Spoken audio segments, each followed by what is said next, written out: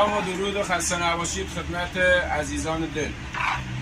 امروز طریقه نصب شیرای 16 یعنی شیرای قطره‌ای داریم و روی لوله های پلی‌اتیلن یا لوله های استخوانی یا اکثرا میگن لوله های سخت. ما اینجا یه مته دستی داریم و یک شیر 16 و یک واشر 16. ما باید اینجا رو لوله های سختی که رو زمین کشاورزی میخوایم برای یه قطره استفاده کنیم، میایم این لوله 16 رو چیکار میکنیم؟ مته 16 رو میگیریم تو دستمون، اول یه فشار میدیم، حین فشار دادن به سمت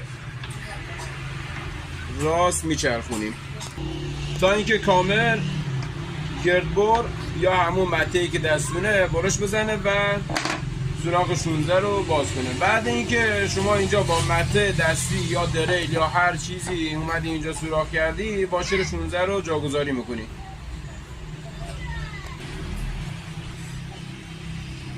گردبرمون که گرده 16 رو برید، بعد واشر میگذاریم، واشر قشنگ جا گذاشتیم، میایم شیر 16 یعنی دو طرف 16 رو اینجوری به این حالت فشار میدیم و